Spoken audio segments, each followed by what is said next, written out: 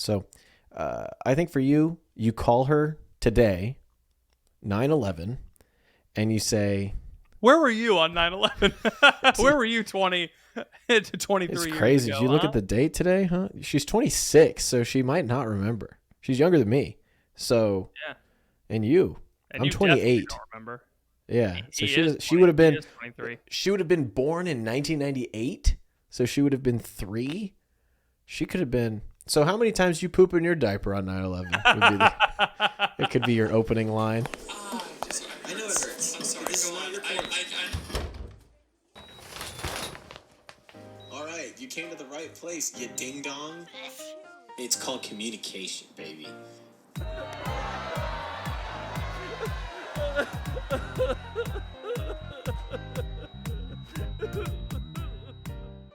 Welcome to The Crunch, the only podcast that's been recording for 8 years. It's your boy, Ethan. And I'm Patrick. That's right, guys. We've been recording for 8 years today. 8 years. This is the only thing significant about today. The day It's that funny. you're listening to this. Yeah, if you're listening to this on Wednesday, September the 11th, 2024, it's funny because I name the shows in StreamYard with the date that they're releasing. So in the top corner of this, it says Dating Corner 9/11.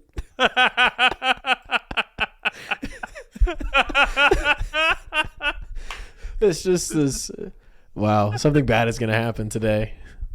The worst advice ever given. Ryan, can you cut this out? Yeah. The joke that I'm about to make? Never mind. I'll tell you later. Say it. Say it and bleep it.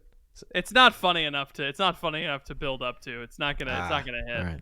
Carry on. Anyway. All right. I'm excited. Hopefully this means that we're gonna deal with some kind of national tragedy dating corner questions today. I hope that's what's gonna happen. What? Don't laugh. You can't laugh on 9/11. That's the one thing that you're not allowed to do. We are on the eve of nonstop documentaries and posts on social media about the day that music died. And when the Big Bopper tragically flew.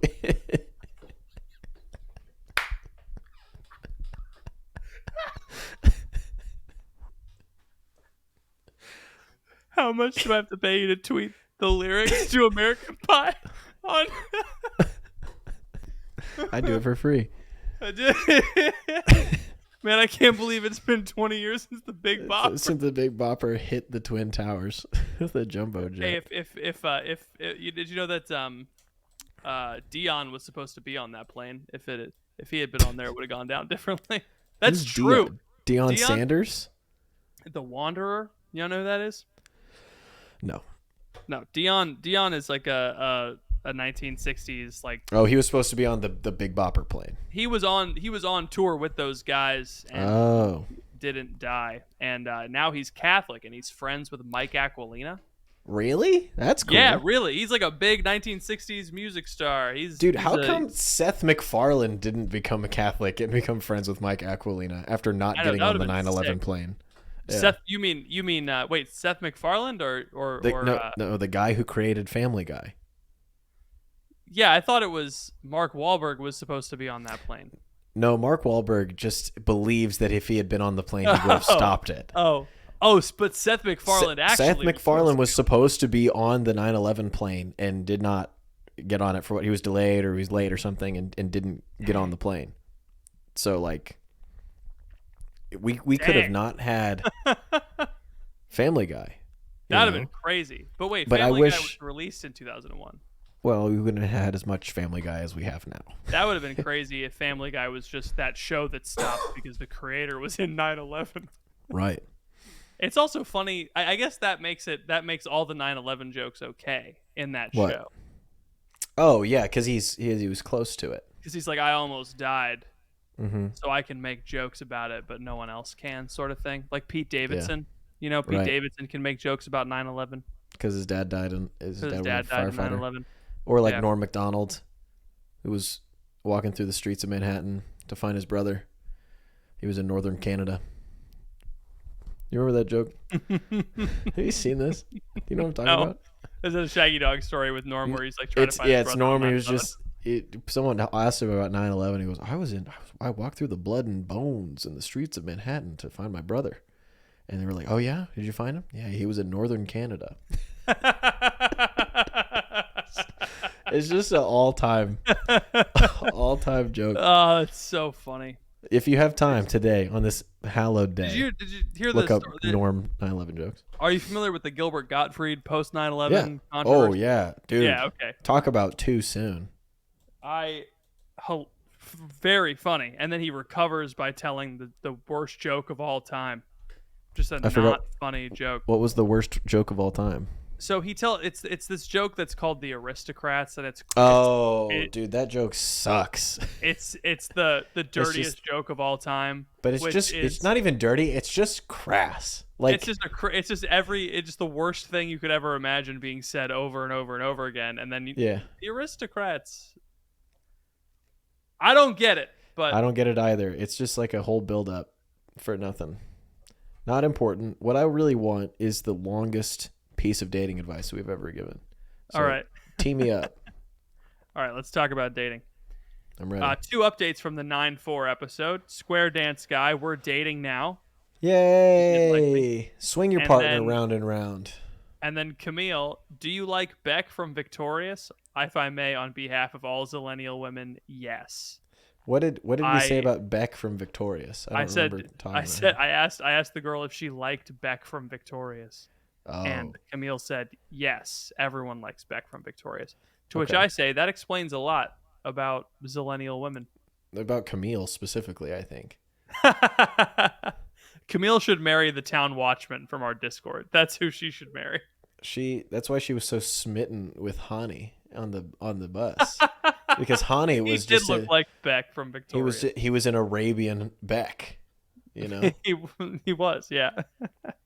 All right, this one comes from Aragorn, son of Arathorn. Question for the podcast. Hello. Yep. Yo. I am a longtime fan of podcasts. Hey, thank you for all you do. Here's my question. You. I am a single 30-year-old male. I suffer from a severe mental illness. On good days, I am completely functional, but on bad days, I am dysfunctional and unable to do anything for long hours. Bad days happen fairly often. Needless to say, I am not really capable of caring for children. For this reason, I don't date. As Catholics, we should date to marry and be open to life when we do marry. But since I cannot care for children, I don't think that's a path I should pursue. I've made peace with that. However, something occurred to me the other day. Perhaps I could date once I'm older, like 60, and the woman I date, also 60, could not bear children. What do you guys think about this? I know this is a silly question, but a man can dream. Thanks in advance. No, it's not silly. It's a valid question. I mean, I wouldn't make that determination yourself that you can't raise kids, or that you can't get married. Mm-hmm. There's got to be someone who has the same thing you have that has kids. Oh, most definitely. Yeah, I want to challenge your underlying supposition here that you cannot have kids. My friend growing up, he had a mom who would be bedridden with I think it was some form of depression or manic bipolar disorder, something or other. And it was hard, but his dad helped him work through it, and he's a very successful, well-adjusted guy. So, I mean, I would definitely mention that if you start getting serious with someone, say hey, I have this debilitating mental illness that, it puts me up in bed for, a couple of days, sometimes without warning. So if I'm not replying to you, that's why. Right. And as it, I don't know. People are very flexible. Just think about it like this. My neighbor is a firefighter, and some weeks he works 4 24-hour shifts, and he's at the fire station the whole day, and his wife is on her own with the kids, and he's unavailable. So it's not uncommon. I know someone else who's a landsman out in Oklahoma in the oil fields. A landsman is someone who goes out and works in the oil fields. He works in New Mexico for 2 weeks, and then he comes back and he lives in Oklahoma for a week. And he goes out to New Mexico for 2 weeks, lives in Oklahoma for a week. So he has a weird schedule. He's raising his kids just fine, right? there's lots of reasons why you might have a different situation, with the time that you spend with your kids, or you just have to find someone that's okay with that, right? It's supposed to be a part of the mutual agreement in getting married. So I hear you. You've probably thought a lot about this, way more than we have, but I don't want you to count yourself out. God will call you to marriage with a specific person. He's not calling you to marriage generally. In theory, yeah. Yeah, in theory. So I don't think you should be afraid to get to know people and date them now, because if God is calling you to marry someone now, He's going to give you and her the grace that you both need to have a faithful and fruitful marriage. So I would just encourage you to have some more faith in that department.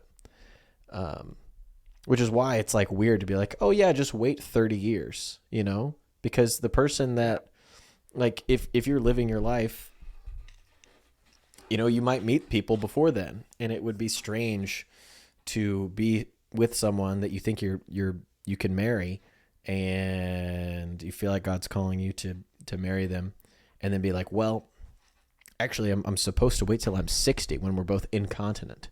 So I'm going to hold off. Like, it feels like you're trying to outplay God, when I think maybe you should be a bit more open to what He might have in store for you.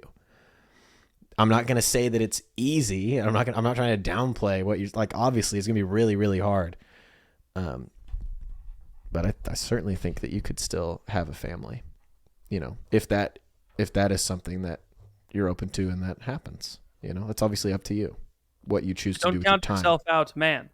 Don't count yourself out, man. You're going to do it right. Patrick, my website sucks.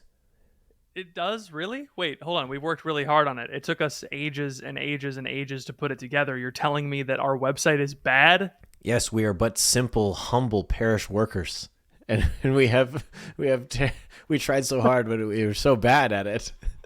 It's probably because I spent all my time studying theology and not digital graphic design. It's probably because I spent all of my time browsing through WordPress plugins instead of actually making the website. That'll do it. I have redone a parish website twice in my career. Because I was the youngest person on staff, I had to work on it. And most parish websites are clunky, poorly written, and horrible and difficult to navigate. And that's why our friend Dan at Briefcase Marketing is sponsoring our podcast to get the word out to you, parish worker, about how you guys can redo your website for a fraction of the cost of what it would cost you to get it done by like some firm that's not even Catholic. They don't even know about the church. Come on, get out of here. Mm-hmm. And this isn't just parishes. This is any Catholic company that has an old or a cluttered website, or really any company at all. If you work at a small company, if you have a website, Dan at Briefcase Marketing can help you out. This would be a really overwhelming process, Patrick, but they make it really, really simple over at Briefcase Marketing. Yes. Most companies that you contract to write a website for you will make you write out the whole website, all of the stuff. They're just making it look pretty. They're not doing any of the content. Dan will actually write the website for you so that you don't have to worry about what's going to convert, what needs to be above the fold. What does above the fold even mean? He takes care of all of that for you. I just send him every day. I send him photos of myself. I say, put this one on the website, put that one on the website, put this one on the website, make this one a GIF, make it so that I'm dancing with Trump and Elon Musk AI. And he says, no problem. I'll include it on the website. Super easy to work with. Loves putting pictures of me on the website. So if that's your bag, he's got it. Instead of staring at a blank sheet of paper and writing all of your content, he writes everything for you. So takes care of all of that. And if your company or ministry or parish needs a better website, he has a deal that the first 3 people to fill out our form on our website will get a free rewrite of the hero section of their website. It's the top part of the homepage. It's the most important part of your website. So the first 3 people, even if you don't go with them, even if you don't work with them, get a free rewrite of the hero section of your website. So fill out our form at thecrunchcast.com/briefcase. thecrunchcast.com/briefcase. Take it to a form, fill it out, and he'll rewrite the hero section for you. If you love it, he'll work with you. You're going to want to hire him immediately. He's a great guy. Check out his Google reviews. All of his Google reviews are from parish pastors or ministries he's worked with that have given him 5 stars all the way. So go check him out. That's thecrunchcast.com/briefcase. Thecrunchcast.com/briefcase. Thank you so much to Briefcase Marketing for sponsoring this episode of Putting Ethan on Your Parish Website. Do it now. Okay, goodbye. Next question. Yes. Skipping the silly ones because today is not a day for laughing. It is a day. Dude, don't say that. My friend is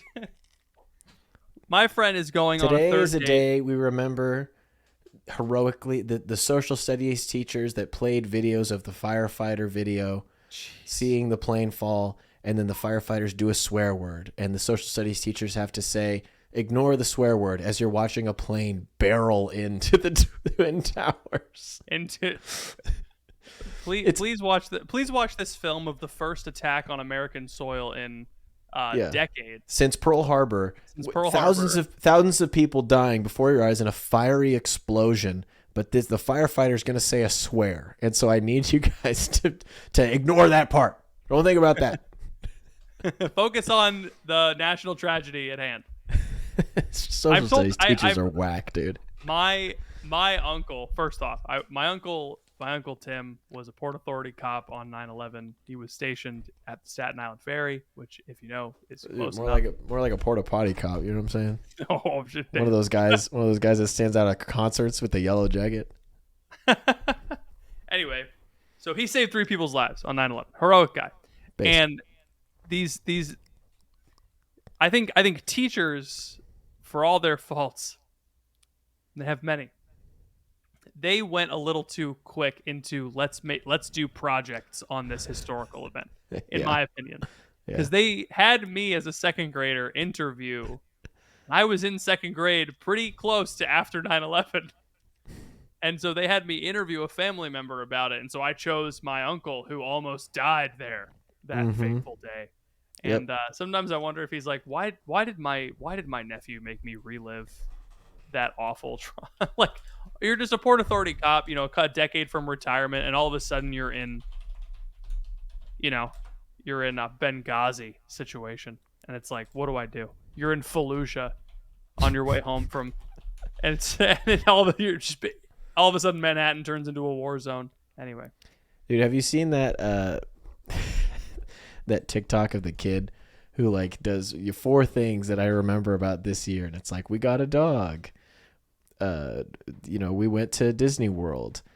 This plane crashed in a field, killing X number of people.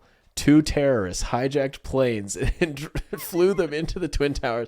It's like just like a child, like 4 corners of a page. It's like a child going through their year of like, oh, what are the things that happened this year? And it's just like, that's just crazy thinking. Like in December of 2001, the teachers were like, all right, kids, what happened this year? And the kid decided 9/11. 2 terrorists hijacked planes.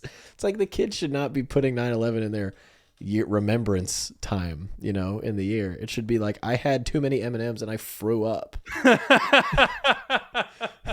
Kid, we should not have seen that. We shouldn't have seen it. No. My mom didn't let me see it. She Same wasn't with my mom. turning on the news and let's watch it happen. We should have been shielded from it. I think that might be why you and I, we were shielded from it, so we are. So it's easier to laugh about it. Yeah, because I don't remember it. I genuinely I don't remember it. So it's like, I get it, right? But it's also like, come on, If they had done it in 1999, it would forget about it. The only reason why it feels recent is because it starts. Patrick, they did do it in 1999. What? They did? Did you not know that? Yeah. My uncle was there too, actually. Really? Hold on. Common denominator. It was Uncle Timmy. There's one guy. I can't say that. You can't say that. No. My family members listen to this podcast. My Uncle Timmy's a hero. Your controlled operation. Anyway, all right. Controlled opposition. We asked the question. Please. My friend is going on a third date with a guy that her family set her up with. She really likes him. He's Catholic, goes to mass every Sunday, funny, sweet, etc. She wants to know if he's a firm no on sex before marriage and contraception in general. That's a deal breaker. Bad she doesn't know how word. to do. What? Firm. It's just like not a word I would use in that situation. Nice. Thanks. It's a deal breaker. She doesn't know how to bring it up. Any advice? You just ask. Just ask. This is not a what are we doing here? I asked that to my high school girlfriend. I was like, hey, by the way, like no sex before marriage, no contraception. She's like, yeah. And I was like, cool. You got that. We were like on our way to third period. You can just have that conversation. It doesn't need to be a big thing. Yeah. I don't know. I really don't understand what the problem is. Yeah.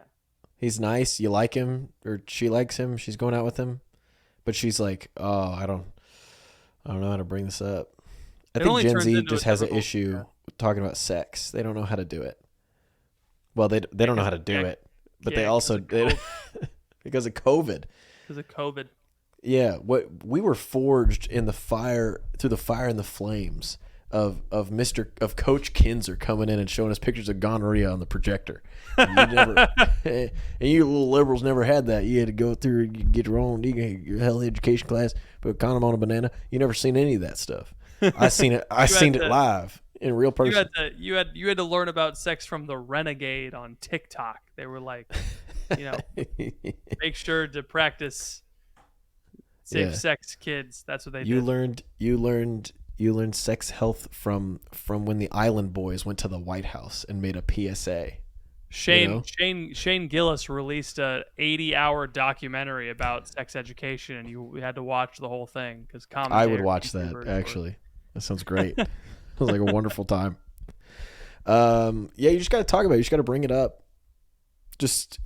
I think sometimes Shane Gillis. I meant Shane Gillis. I meant Shane Dawson. That's so different. That's so different. Whoa. Because one guy would have sex with his dog, and the other guy is the best comedian alive of all time right now. So it's like, it's a pretty big difference. Shane Dawson was in 2020 or like before. He was releasing all those like ridiculously long, stupid documentaries. Do you remember that? I don't remember that. No, I don't remember that. It was like YouTube was very heavily focusing on long form, and so he was just like, all right, I'm going to release a 7-part documentary on whether Jake Paul is a psychopath. And every episode was 3 hours long. Yeah, it was every 7 episodes of Endgame length movie to figure out if one guy is crazy. He set a mattress on fire in his pool. The answer is yes. What are you talking about? It's also crazy coming from him because he's literally like a known pedophile and known sexually attracted to animals guy. Yeah. I don't know what the word for that is. Beastophile? That sounds like you really like Mr. Beast. I don't know the word for it. But anyway. Zoophile? Yeah, that's probably the correct term. There you go. What were we saying? You just need, sometimes the answer for situations like this is just you tell the person to nut up or shut up. Like, do you want to date this person? This is a deal breaker. Figure it out. Like, you need to be brave. All right. There's no getting around this. You just have to stick your neck out there and be willing to look foolish because that's just part of life. So that's what I would tell this person. Nice. I would bleep out all the stuff that we said about Shane Dawson, though. I wouldn't include that in the conversation. Don't. Oh, you actually want to cut that part out? No. Not to Ryan. To this person that we're giving advice Ryan, to. Like, don't you don't cut need that part out. That was gold. That was great. Everyone loves when I make a mistake, so please keep that in. Shane Gillis. Shane Dawson. There's only one Shane in my mind now. Yeah. It is Saturday. I'm about to watch some college football. I got the K-State polo on. As some of you know, my love for college football is another indication in my further swing to the right that you might have noticed on the podcast. One of the other things that's more right-wing about me lately is that I really, really hate censorship. I really don't like big tech using their monopoly over the technology that we use every day, silencing people that, frankly, say things that are true about the Catholic Church, about Catholic social teaching. There's a lot of repression about the truth that's going on out there in big tech land. That's why our sponsor, Patmos Hosting Solutions, is one of the best sponsors we've ever had because I think they're actually doing something of value. Our website is hosted on Patmos. They are our island of refuge from big tech. That's one of the things that they say. They provide a few different things: top-notch web and app development services, hosting, AI GPU services, and they're all backed. This is the thing I really like about them. No censorship guarantee. So even if they completely disagreed with you, they would still host you. They would still put you out on the web. They would make sure you don't get deplatformed because they agree that you should be allowed to say what you want to say, right? You should not be censored because of ideological differences. I say a lot of things on this podcast that maybe would get me canceled otherwise, but Patmos, because I'm not worried about that, they always take care of me, which is really, really nice. I have my own person to talk to. I could talk to Camila anytime I have an issue or a question about what's going with Patmos, and they never offshore or sub out any of their work. There's just no better value in tech. So if you are looking to build an app or website or host a current site, or you know someone who's looking to do any of these things, go to patmos.tech. They can help out businesses or missions. So if you're in the church world, they can help you no matter what size you are. There's no cost amount that is the minimum threshold. They want to help everybody who wants this type of service with the great value that they provide. Let's see, the last thing here. Oh, I didn't include this in some of the other ads. You get 10% off your next web project or free hosting migration if you tell them the Crunch sent you. That's 10% off. We need to go back and we need to update some. I'm going to say this a lot more. 10% off if you tell them that the Crunch sent you. That's patmos.tech. Patmos, freedom as a service. Go to patmos.tech, tell them the Crunch sent you. Get 10% off for your favorite mission, organization, church, or business. That's patmos.tech. They keep us free. Thank you, Patmos, for sponsoring this episode of The Crunch. From John. I just started listening to your podcast this week, and I'm not a podcast guy. Oh, that's a dub. We ruined him. We ruined him for all other podcasts. But you guys are both hilarious, and I appreciate your ability to be unhinged / being bros while also rooted in the Catholic faith. I, 23 male, met Jane, 26 female, in August of 2023 and was intrigued by her. I didn't act on it. Why did you do your hands like that when you said it? I was intrigued by her, but I didn't act on the intrigue because I was dating this girl, Zoe. 2 months later, Zoe and I broke up. A few months after that, I was thinking about Jane, followed her on Instagram in January of 2024, have intermittently responded to Instagram stories of hers. Jane and I live 6 hours away from each other. She works at my old high school. I might end up working there too. I recently saw Jane last month at a retreat for my high school, and we had a great conversation. I was stopping by for the evening, and she was there for the week. One conversation we had was about teaching pedagogies, as we are both teachers. Last week, I started my first teaching job and remembered my conversation with Jane. I messaged her on Instagram and asked if she could send some tips and tricks about teaching, and in response, she said I could text her and send her number. Dude, you're in. You are in. Let's go. Yes. It's made. It's the opposite advice for men and women. For men, it's always follow the girl to the second location. For women, it's never follow the man to the second chat location. Always remain on the main chat. Yes. Good job, man. It sounded like you were giving advice on how to stalk someone for a second. Like, it's always follow her to the second location, dude. Never stop at the first. Always follow her to the second location. It's a decoy. Yeah, that's great. If you're invited to the second location. Your response, she attached her number. This is exactly what I was hoping for. Yeah, man. Yes. I called her. I called her to save her number from Instagram. She called me back. I think it was a missed call from me. We talked for 10-ish minutes on the phone. Oh, nice. Oh, come on. Dude, he upsold it. Look at you, man. Perhaps I'm being too much. Unsure of how to proceed, given we live 7 hours away. They got further away. 7. He said 6 earlier. He did say 6. 7 hours away from each other. I want to ask her on a date before I'm going to be in the same city as her / my hometown. I'll be there in 2 months. Unsure of how to approach it or if I should at all. I don't know how she feels about me. Also, if she says no to going out with me and it goes poorly, it would put me in a weird situation if I return to my old high school for employment. Help. Anyway, that's it. No, it wouldn't. It wouldn't be unless you're teaching in the same department and your classrooms are right next to each other. I feel like high school teachers, like the history teachers, never saw the English teachers because they were on different wings. You know, like you had the history area over here and the English area over here. Yeah. And then the band area over here. And so basically you're saying it's not weird even if you have history. it's times like these. Earlier when we were doing 9/11 stuff, I was like, I love this podcast, never gonna quit. I want to keep going. But then you say stuff like that, and I'm like, this is the last episode. I don't want to do it anymore. You know, it's so tough with you because I feel like I'm at my best and my worst when I'm around you. You know, I can't quit you. I think people overestimate how like if I go on a couple of dates and we break up, it's going to be weird. That's not true. I am friends with people that I have gone on a couple of dates with. Yeah. It's okay. Yeah. I mean, it can be even, I went to, I've been in weddings of like people that I've liked and gone on dates with and had crushes on and all these things. And like, stood by the husband's side, you know, as he married her. And it's like, it's fine. You know, doesn't matter. Yeah. And it's because if long enough time horizon, things stop mattering because it's like, oh, I don't care that you've had history with my wife because the history you had was 3 dates and I have had 3 children. So exactly. Clearly different. Yeah. It doesn't matter in any type of way. On a long enough time horizon. So I think for you call her today, 9/11, and you say, where were you on 9/11? Where were you 20 to 23 it's years crazy. ago? Did you look at the date today? Huh? She's 26, so she might not remember. She's younger than me. So, yeah. And I'm 28. Don't remember.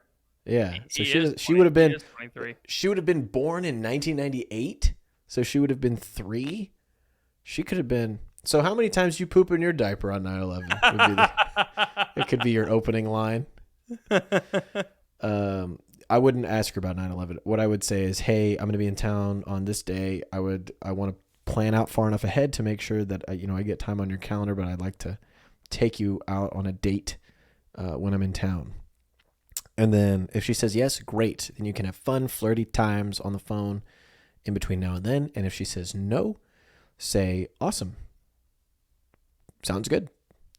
Talk to you later. TCYL. Women don't give men their phone numbers unless they like them or they think that they're gay. So as long as you're pretty straight passing gas, then I think you should be fine.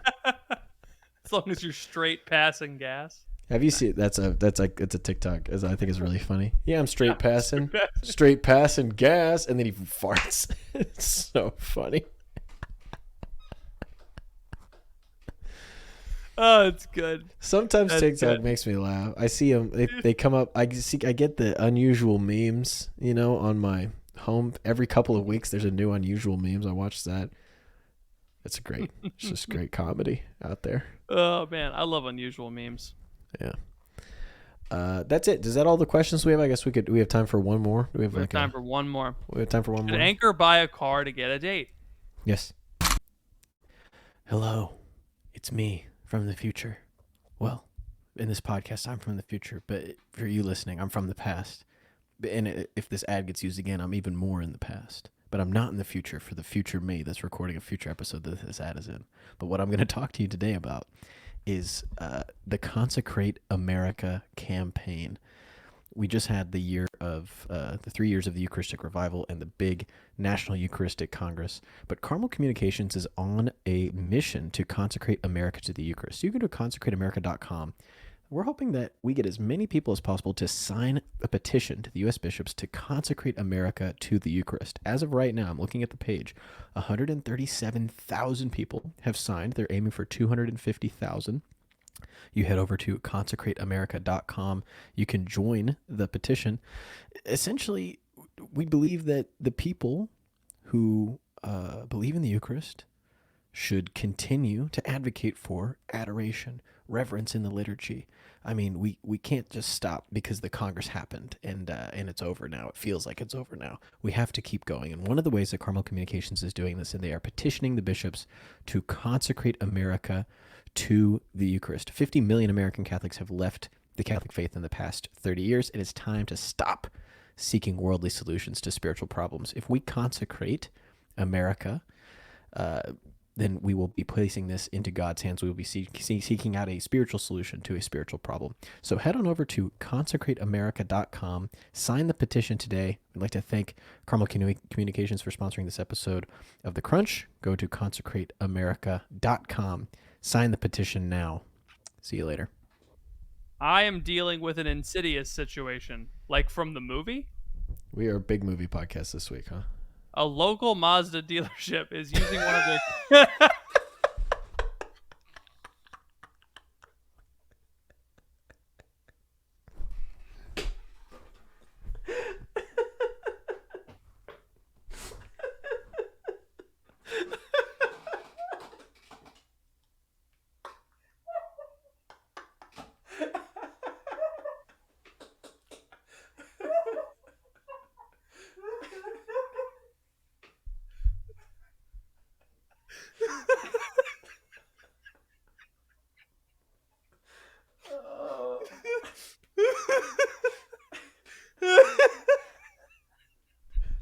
Read it again. Start over.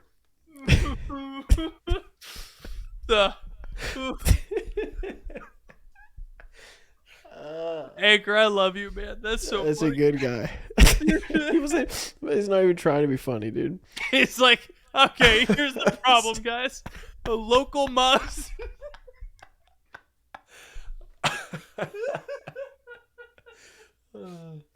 Oh, God.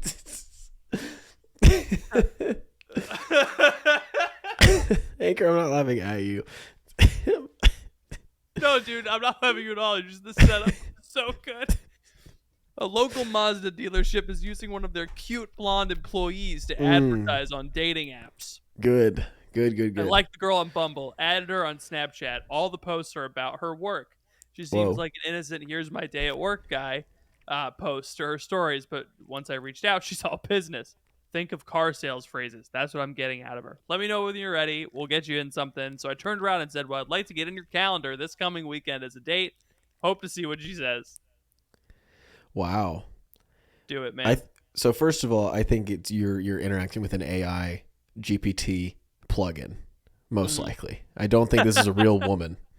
I think they made up a girl and they're using her to sell Mazdas. Local Mazda dealership AI woman.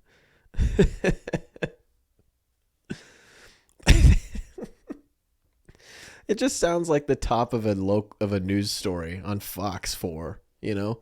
Local Mazda dealership under fire for the use of AI female chatbot luring in men. Oh gosh. Yeah, I think if you can get, she's obviously not going to date anybody who sees her from the ads, you know? Like, No. She knows what she's being used for. She's agreed to it. I think it's a bold move to ask her out. I hope it works out for you. I think this is great. I think this is the type of energy actually that more men on this freaking podcast need. Oh yeah, absolutely. It's like, who cares like what she's going to say? Who cares what anybody thinks about this? I think she's cute. This probably isn't going to work, but I'm going to try anyway. I love that. That is good energy. Yes. The Judd Doomer response is like, oh man, men turning every interaction into thinking the girl is flirting with it. No, man.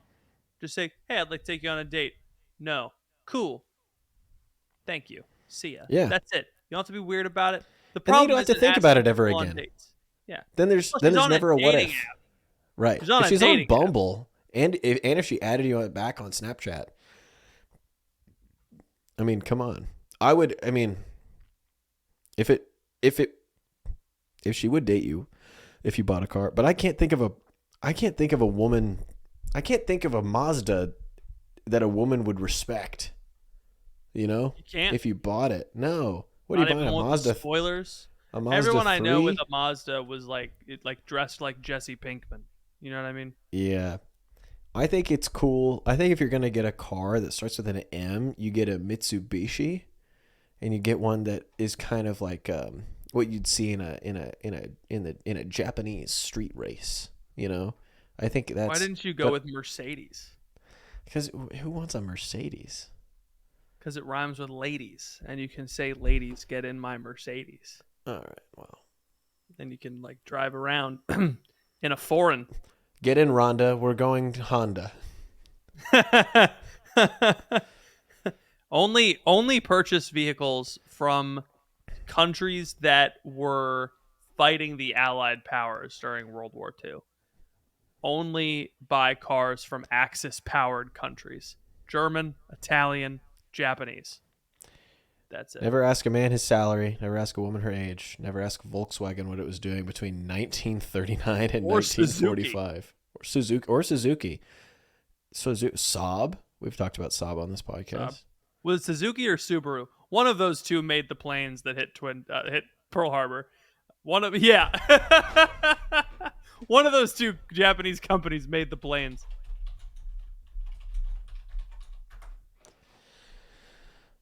It was well, okay. So this might be what you were thinking, but the name of the guy who led the attack, his name was Lieutenant Suzuki. No. He also owned the car. Japanese naval aircraft at Pearl Harbor, Mitsubishi. I think that's what it was. It was Mitsubishi. Yeah. Frequently asked questions about Pearl Harbor. Let me click on that link.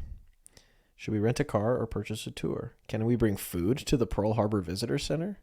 What's the best place to have lunch at Pearl Harbor? Dude, Siemens made the gas chambers? That's crazy. That can't What website are you on that's like showing you who manufactured all of the atrocities of World War II? Reddit. What do you think? Oh, okay, fair enough. That's it for us on this 9/11 podcast. I need to go lay down. I've been through a lot today, just with this podcast with you. Thank you for making us laugh like that, Anchor. That's a great Anchor. way. That's always a good. Even on this hallowed day. We still find ways, and that's how we know that the terrorists didn't win. Yeah, because we can still laugh. Because we can still laugh. They may take our towers. They may take all of our privacy through the Patriot Act, but they'll never take our podcasts. As the late, great Rudy Giuliani once said, he's still alive. when asked by the later and greater, what's his name on Saturday Night Live? Who produces Saturday Night Live again? Michael Lauren? Yeah, Michael Lauren. Lee Iacocca. Lorne Michaels. Lorne Michaels. Yeah. Like the late, great Rudy Giuliani said when Lorne Michaels asked him, "Can we be funny again? Why start now?" That was what the first Saturday Night Live episode after 9/11 was Rudy Giuliani and Lorne Michaels sitting down for conversation, and Lorne goes, "So can we start making jokes now?" And Rudy Giuliani goes, "Why start now?" That's such a bad response to that question. You're supposed to say yes. No, he's like, "Why?" As in like you were never funny, so why start now? Oh, I get it. Yeah. I get it. I thought he was saying like, no, it's too early to start jokes after 9/11. I need to stand outside of a. I've called a state of emergency on jokes. All right, that's it. That's it for the pod. Thank you to our sponsors. Thank you guys for listening. Thank you for 8 years of the Crunch Catholic podcast. Here's to 8 more. I'm not stopping until I am way more financially solvent. And that's a fact. I'm making $1 million off this podcast, baby. Just like yes, I said 8 years ago. All right. God bless. Goodbye. Bye, everybody.